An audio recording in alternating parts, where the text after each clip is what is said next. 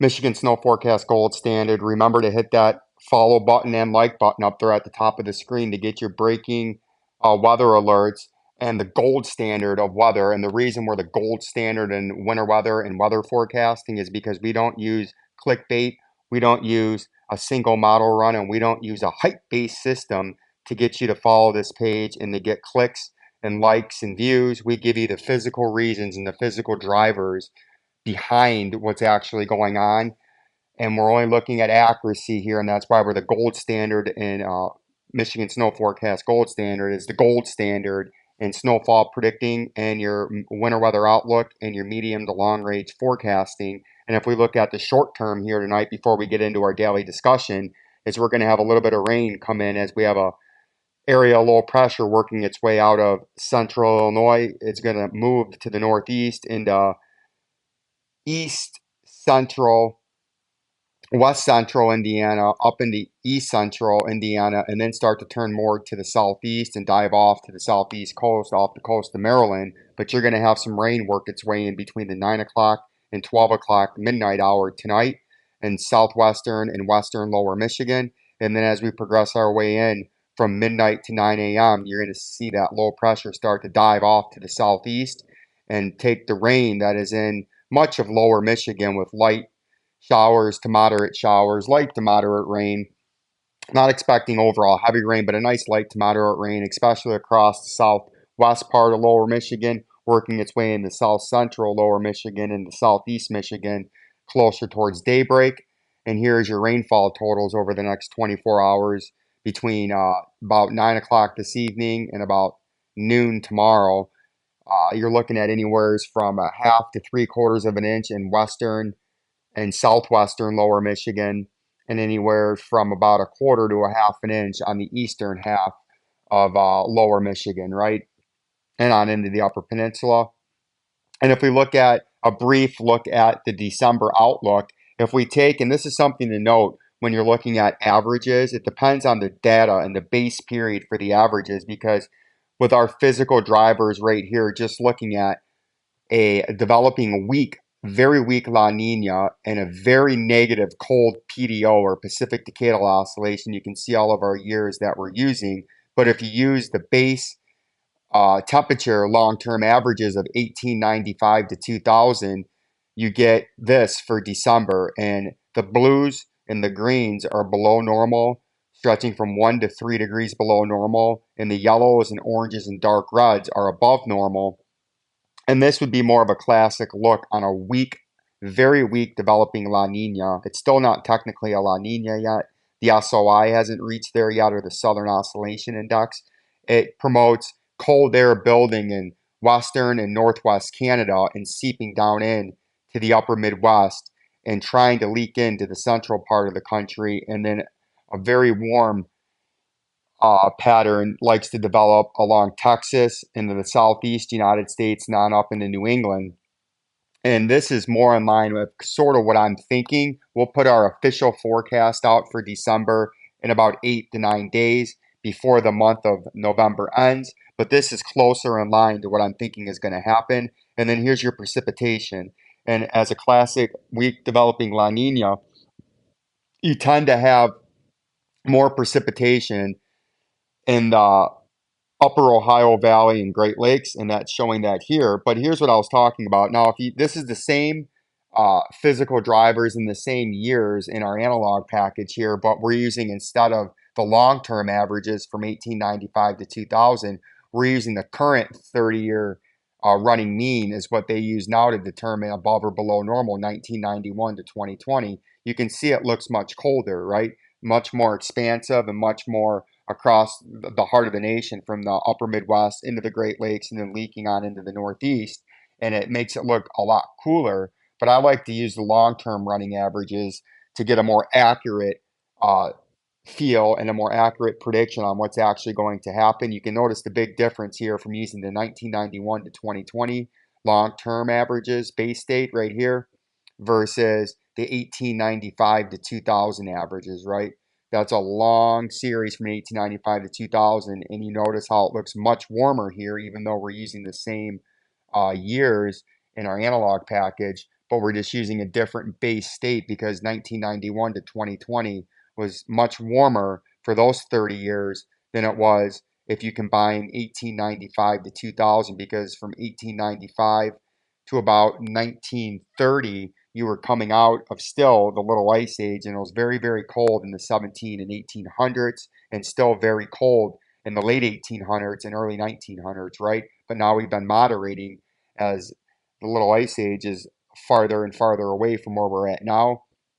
And if you look at the precipitation across the nation for December using the 1991 to 2020, you can see that still shows drying in the Texas and into the southeast. Uh, a nice wet pattern out in California in the northern Rockies, and then still slightly above average in the lower Great Lakes, northern and central Illinois, northern Ohio and Indiana, and then on up in the far New England, right? So this is just a preliminary look at what we're looking at. We're thinking currently it's going to look more like this, but I'll release that forecast here in about 8 or 9 days. And as we're moving along now to more important things and a big significant pattern change that's going to take place, the EPO that I've been talking about, the Eastern Pacific Oscillation. And if you want more in depth on the Eastern Pacific Oscillation, watch the video that I put out yesterday. I showed you an in-depth look at what the EPO is and how it functions. But you can see over the next 6 to 7 days still, on the left side of this page, we're still positive, which a positive EPO promotes cooler than normal weather and stormier than normal weather out west in California, which you're having a storm crash into the west coast tonight with snow in the Rockies, right?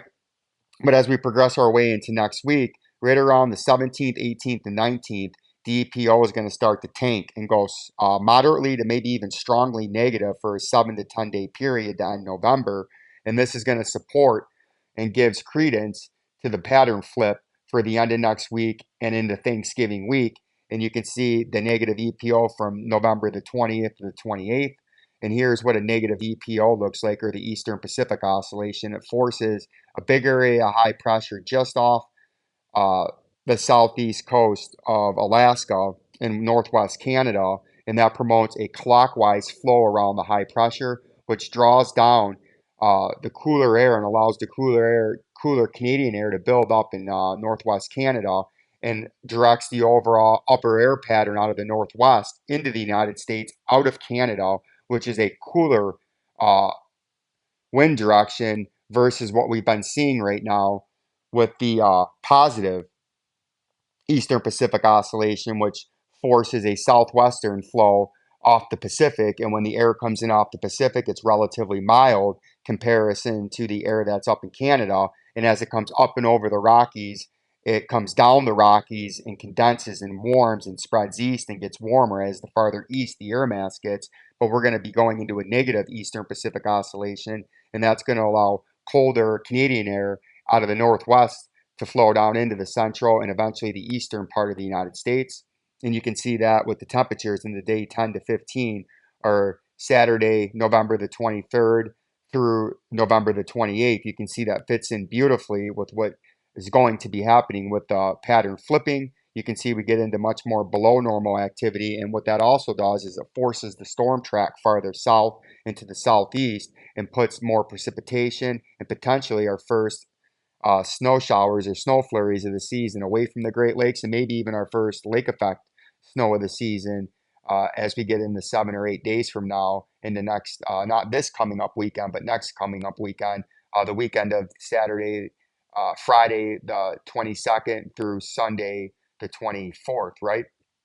And then another big thing we're looking at is the WPO. Again, look at that video from yesterday. It's got a lot of views so far. Forecasted to go negative. The Western Pacific Oscillation, November 18th to 28th. This also favors and gives more credence and more support to the pattern flip for cold air or chillier air or below normal air for the central and eastern United States. And this is what a negative WPO looks like. You can see a negative WPO promotes more of the cold air to be in the southeast United States, but also into the Great Lakes. But a combination of the negative EPO and the negative WPO promotes the central and eastern part of the country to be below normal for that period. And you can see that fits in also during the same period if we look at Saturday the 23rd to the 28th.